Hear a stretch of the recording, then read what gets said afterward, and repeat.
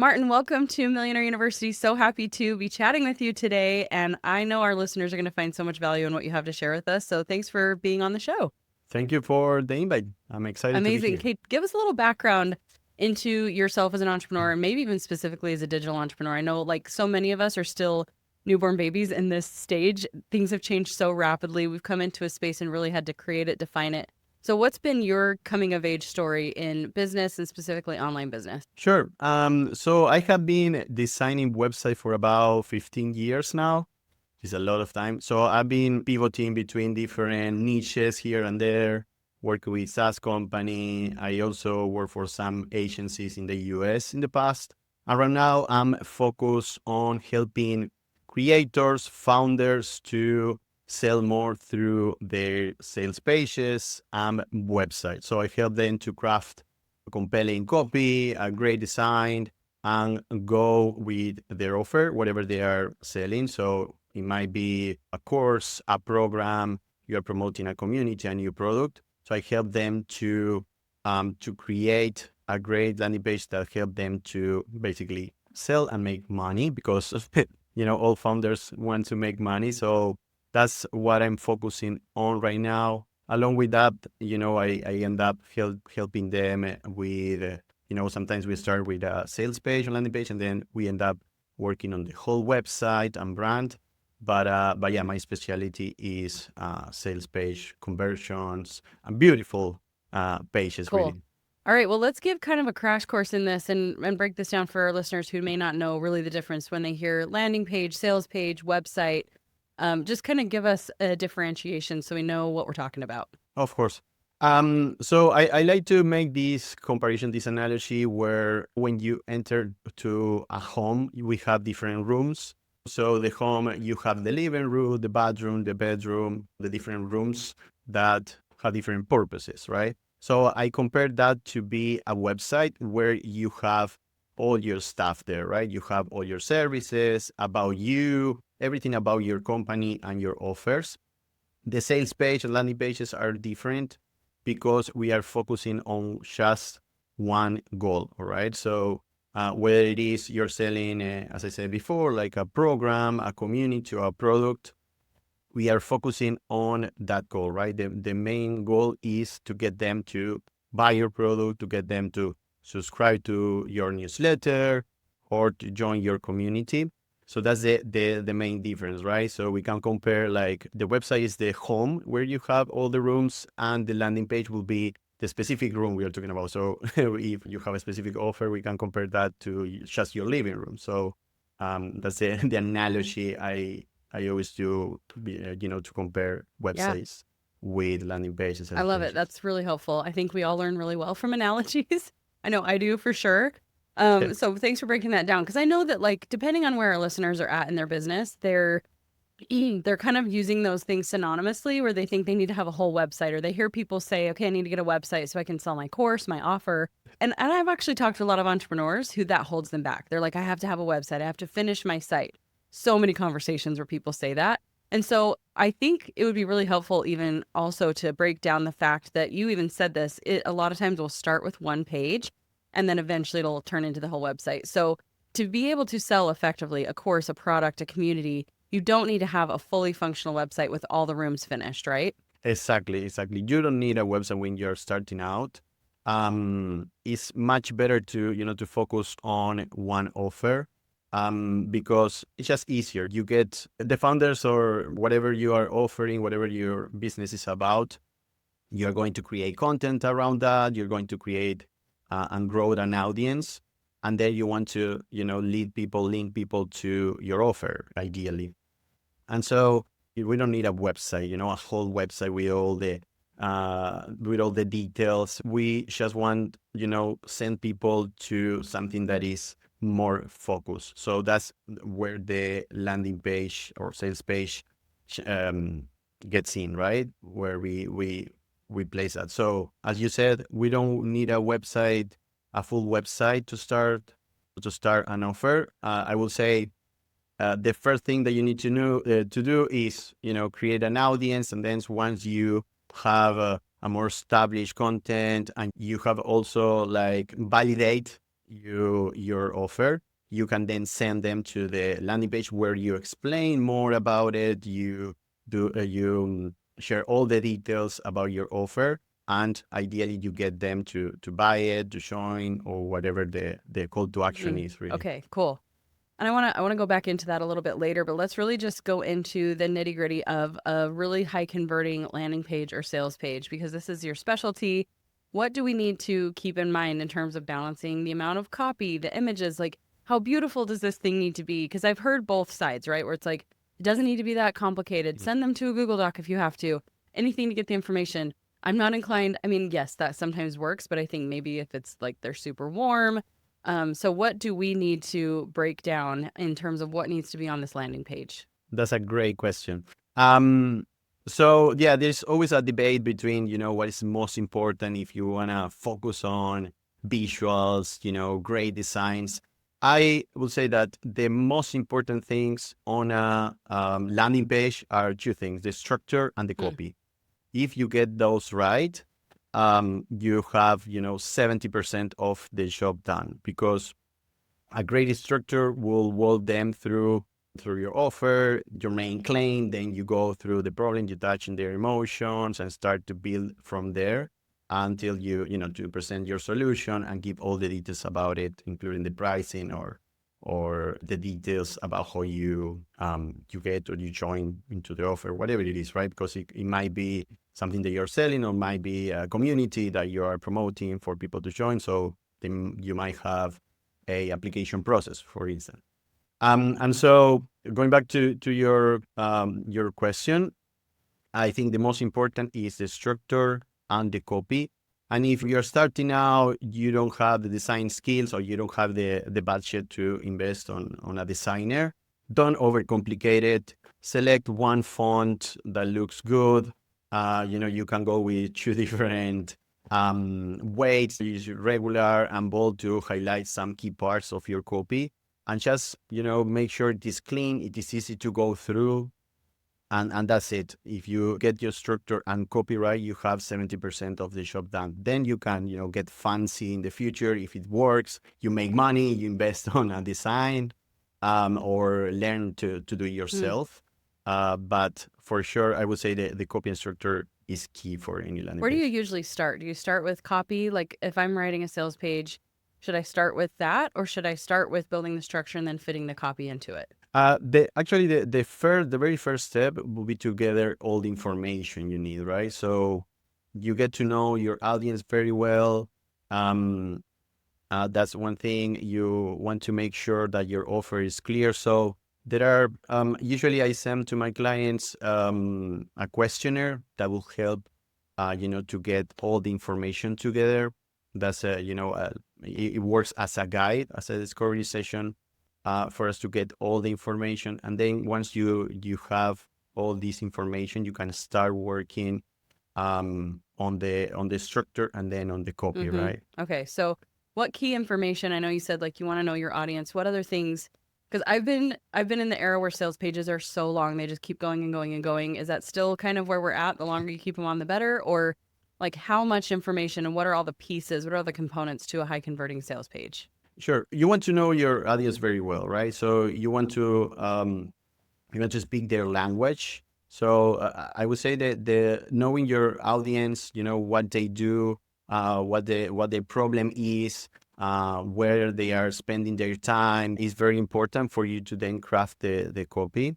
Some important, if we get into the structure, important sections that you must have in your sales page is your hero section. Of course, is the top section, the most important one, where you highlight your claim, what's your offer about. You explain a little bit of that. Add social proof, ideally, if you have testimonials or some sort of social proof. And then ideally some visual reference that reinforce that copy. Below that, immediately we start touching their emotions. So we don't want to jump into the solutions right away, right? So we start building on the connections to make them feel like you understand the problem. So I call it like the drama section, right? So we start talking about the problem, okay, you're feeling this way, you don't have time for that kind of language there. And we start building also desire there for them to see, okay, this guy or this company know what my problem is. It feels like they're talking to me. And then we introduce the solution. Once we introduce the solution, we start talking about the details that include, right? So if it is a program, a course, it might be all the course outline, what is included, all the bonuses you have, guarantee, and then reinforcing always with social proof, if you have it, of course, right? But those are the keys for you to craft the structure, right? So the hero section, the drama section, we go through the problem to building the site and then introducing the solution with all that is included. You can add a guarantee, some sort of guarantee that make them feel like it's less risky or for them to join, for them to buy. FAQs are good as well, of course, to handle objections. So you can place there the most common questions you get from your current clients. And then, finalizing with a call to action again at the very bottom to have the chance to get them in. Okay, cool. And the other thing that you mentioned regarding, if whether the page is long or shorter, I have seen both formats work, right? There are some, it really depends on the audience, right?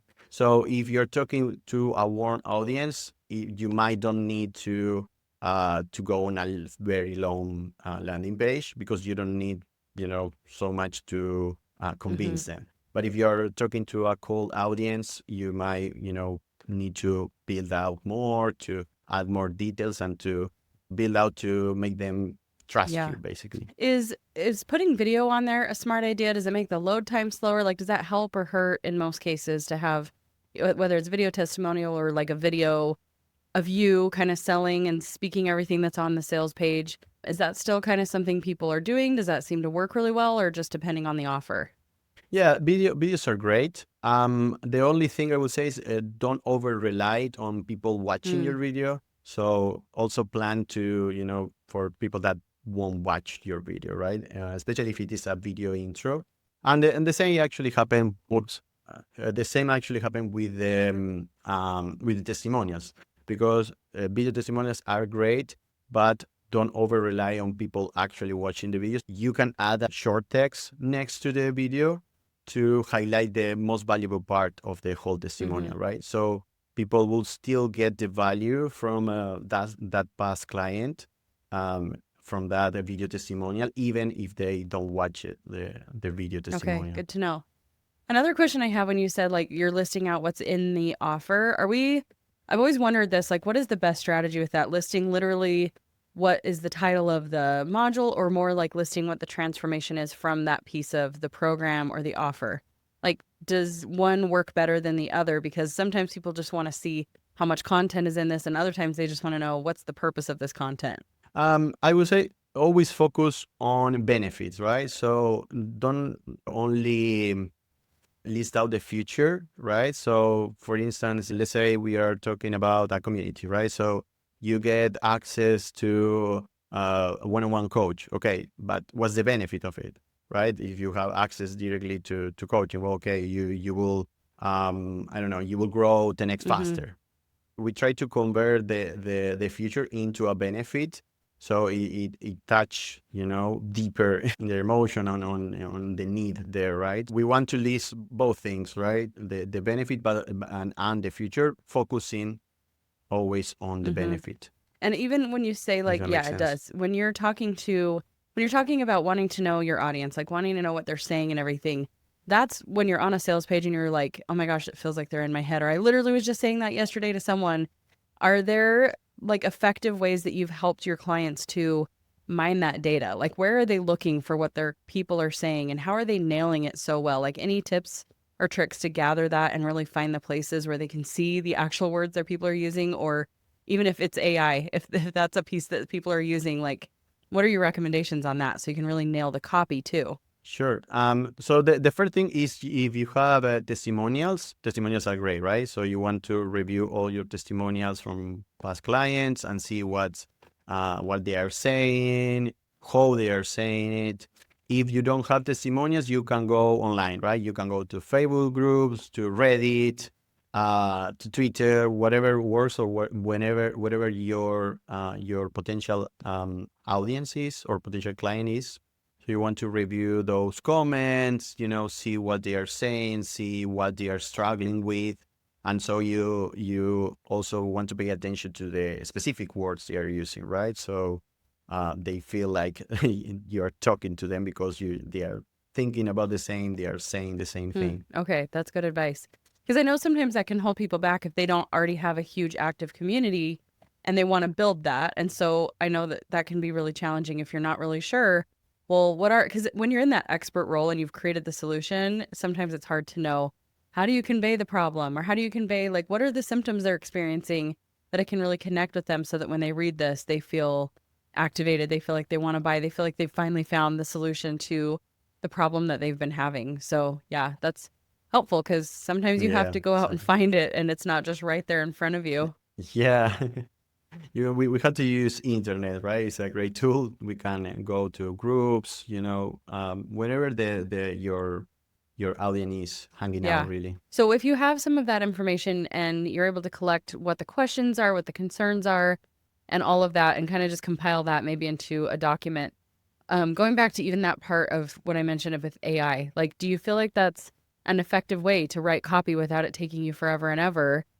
Like if I'm doing my own sales page, have you found that to be a really great idea? Like, how do we make it not sound AI-ish? How do we bring in that language and really generate good copy that will convert well? Yeah, sure. I mean, AI is a great tool. I use it.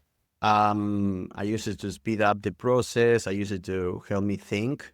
You can, you can use AI in a way that helps you to craft ideas. I will say, like, don't use it to generate the whole thing. Use it more as an assistant. So you can, for example, you can send the AI all the testimonials you might have or the information you have found online. But then you want to be very specific, very tactical in terms of how you craft that copy, right? So, for example, if you are starting with your sales page, you want to start working on your hero section, you want to be very specific in terms of what is the outcome you're looking for, and then dig deeper, ask questions, give me a Mm, better result, and then add your touch as well, right? Don't over rely on AI. Again, it's great tool. It's great for to speed up the process and generate ideas and everything. But at the end of the day, always check out if it makes sense, if it sounds like mm-hmm. you, right? Because you want your sales page to sound like you or your business, right? To have your own tone of voice, your own wordings. So especially if you're already creating content, you have some audience, make sure it feels like it is you that is talking to them and not the AI Yeah. tool, right? Okay, cool. So this is a lot of pieces that you've talked about that you're building out for an effective sales page. If you're not seeing conversions, what's usually like the first thing that people should start to tweak? Because it can be tempting to just go start completely over, or like, where do we even begin to decide how to increase the conversions with the landing page? Like, what is the first thing you typically look at? If you were even to audit someone's sales page, what is like the most important piece? One of the things, but I mean, there are several things that you can check it out. I will say that the key things is your hero section is one of them. So make sure it is super clear. It shouldn't take more than than 7, 8 seconds for people to understand what this is about, right? And what's really in there for them. Hmm. And that's a common mistake as well. People tend to talk about them. Everyone wants to talk about them, and that's cool. But when someone lands on your page, what they are looking for is what is in there for them, right? So make sure it is crystal clear the offer, the claim you are you have in your hero section. And then the other key parts are, don't overwhelm people with so much text all together. Try to, to split things to make it scannable as well, because there are some people that will read through the entire page and some people that will just skim through it. So you want to plan for that as well. And social proof. I think that's really important to make sure you position your social proof, because at the end of the day, we always decide, based on what someone else recommend, what someone else is saying. And so it's really important for you to position social proof above the fold and then throughout the page. Ideally, you also have a wall of flow with all the testimonials there. Make sure they look legit, right? Add the person's photo, the name and last name, if possible.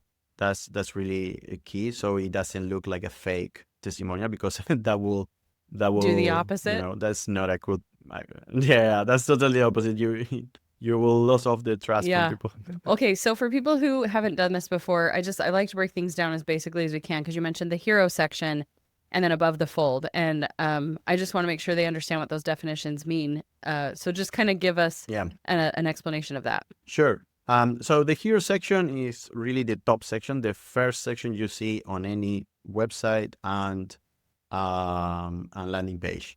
The above the fold is kind of the same, right? So above the fold is what you see when you land on the page, and below the fold is basically, once you start scrolling, is the content you see below that fold, right? That imaginable fold. Okay, so that's like your hook, right? I mean, the first, we all know that we have the attention of a goldfish at this point, like a few seconds for people to really capture, understand. And so that hero section is really where that very first hook of the whole sales page is. So I would assume that's probably something you'd want to be changing out if it's not landing. Like, try that out first and then see, and then go into the other sections, right? Because like you could lose people just even from that one little section. They're not even scrolling down to the rest. Yeah, you say it so well. It's a hook. It's really hook. It's like when you're scrolling through social media and you see that video that calls your attention, right? You start watching it. And this is the same for your page, right? If you don't get people interested on what you have to say, what you have to offer, they won't scroll down, right? People want things very fast. And so it's key for you to spend time on working on the hero section, the top section, and make sure it is super clear, it is interesting for your audience, for to get their interest, and then ideally get them to scroll through the next line and the next line and the next line. Yeah, basically. I mean, it's like the subject line of an email. If it's not good, you're gonna, all that well-written copy is not even gonna be read. So yeah, something you want it to be, you want it to land really well. So I mentioned this in the beginning. I wanted to come back to it with the website. I've kind of noticed a few people doing this, and I started to do it myself, where the homepage of a website used to just kind of be like, here I am, here's all the things. And I almost noticed that people are kind of changing their homepage even into a sales page in and of itself, where it's like, this is what I do, this is how I help you, and then here's the ways that I can do that. So it's a little more broad, where it's not just one call to action, there's multiple. Do you feel like you've seen the same thing? Is that really how we should be using a homepage of our website, instead of just as an about me page, really as an introduction to your brand, an introduction to your offers? Yeah. I mean, it's the same logic as the landing page. It's a little bit different because we are not only focused on one goal or one offer, but it's the same question, right? It's what is in there for them, right? The people will do the same question. What is in here for me? And so in your homepage, you want to be strategic in terms of how you position your offers, right? So, for instance, if you have different offers, make sure your main offer is really, more at the top or is in there. It's really about the strategy you have. So you might take your website as a way to get people to subscribe to your newsletter and to get them into your environment, right? So I have seen many businesses that, for example, at the top, they they invite you to join the newsletter. So join 2000 founders growing together. And so you get to sign up to their email. So now we get people to our system and we can email them. It's different, right? We start to build trust from there. And then it's about position your offers strategically so people get to see it. And about us, about you section is cool because you add a human touch, you add personality. So it's not bad. It's a good thing to do. But again, always go back to what is in there for me, right? That people will ask that when they land on your website. So make sure you have a clear path for them depending where they are at. Maybe someone that already is in your email list, so they will keep scrolling and see what you have to offer beyond that, right? They want to get more value. They want to be more close to you. They want to get access to you. Yeah. I love that. I mean, Mm. and again, it's like what you said, it goes back to the same principles of the landing page. You can totally miss the mark on your hero section of your website, your homepage, and people could be like, oh, not for me, not what I need, not the person for me. So you want to nail, it's like Yeah. you kind of want to have that same concept as what's in your social media bio, I assume, where it's like you let them know what you do and who you help and what the transformation is just right there at the top. It's not just like my name in big bold letters, because if they don't know, where's the need for having the homepage? Because if you're sending from your socials people to the sales pages, the landing pages, at what point would you even want to have the homepage? Is it just so it's there when people like Google Okay. you, or like how are they even discovering, or what's the need for it? So in many cases, what I have seen is people or companies start to to build different offers, and they want something that hosts everything. So people can go there and find themselves the solution if they don't know really what they're looking for. Maybe they know you, Kirsten can help me, but I don't know how yet. Yeah. And maybe they get to your homepage and they see, okay, you are offering copyright, you're offering website design, and so they can then find for themselves the solution. That's one thing. Another thing to look at this is um, to improve or to elevate your online presence, right? Your brand. So you want to have a home where you have everything hosted, everything you're doing. So you have your offers, you have the podcast, you have your social media, you have everything over there. So it feels more like a legitimate business, a serious business, a professional business, right? So I have seen this. Of course, there might be many other reasons where people wants to create a website, but those two are very common, right? People that have many offers and then they want to uh, get everything together in one place and more more organized, because sometimes they start creating different offers and they put all together there, in their website, but it looks like a Frankenstein, right? You have everything over there without a really strategy, a really thinking behind it. How important, with that being said, where you don't want to have a Frankenstein website where all the pages just look so different, there's no uniformity. How important is design? Like having the same colors or having the same continuity there. Do you feel like that's not as important, or do you feel like it really helps unify the brand and is still something we should be a little more thoughtful about? Yeah, I mean, ideally, for sure, is really important for you to be consistent with your colors, so people get familiar over and over again, right? So when you see, I don't know, the red, is Kirsten. If you see the sky blue, is Martin. So you get to to know the brand based on what they use, what they tell, what they publish. So that's really important. I don't think it is key or something that's not going to or avoid you to make business in the beginning, right? It's not that important, but it's something that along the way you might consider in investing or fixing. At the beginning, I will say don't worry too Okay. much. If possible, keep everything consistent, everything in the same color fonts. But then if you don't get to things get messy, you get a Frankenstein website at some point. I think especially if you already grow, I think it is important to have an established brand that looks professional and is consistent through all your online Yep. presence. Okay, good to know. I think I asked that because I think sometimes it does hold people back where they're like, well, I need to have the whole brand figured out. I need to do all these little things before they even just take the plunge and create the landing page so they can sell the offer. We'll create like 10 steps that we don't need to worry about just to stop us from doing the one thing that we have to do.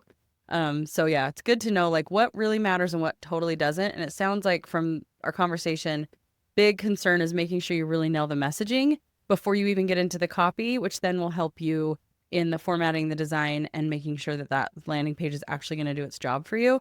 It's not just, oh, well, if we'd chosen a different font, that's probably like so far down on the list of reasons that your landing page is not converting where it's like not Yeah, even relevant. yeah. Um, You're not gonna sell more because of the yeah, font or the color, yeah, right? It's not gonna make a yeah. difference really. Okay, good to know.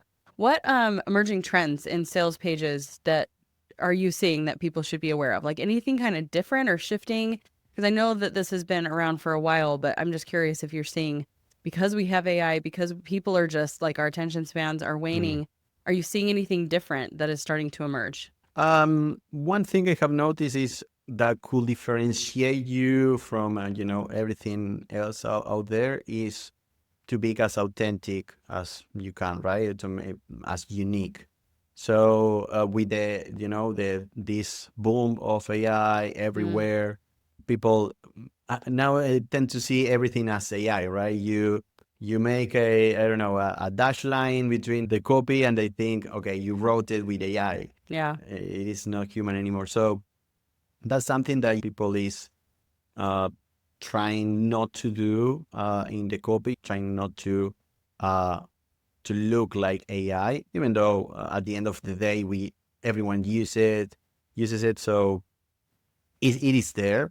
But it's something to to pay attention to. You don't want to feel like a machine, like another guy, another brand that is just making content with Yeah. AI or crafting the copy with AI. So you want to pay attention with that to that, even though again we are all using AI, right? I know it'll be interesting to see like what the next year or two brings where we've all just accepted it. I know somebody I was talking to yesterday was like, I'm kind of past the point where I care if anybody knows that I used AI to like work on my resume or to write the email. Like it's efficiency and I'm not going to hide behind that. It's helping me do my job more effectively and helping me multiply myself. And so, yeah, I hope that the stigma with that will change, especially as we see that it's a tool and it's not something that like makes us lazy or makes it superficial. But I think you're right that there's going to be more of a human pull for authenticity because we're going to be so disenchanted a little bit by just information or good written Mm. copy.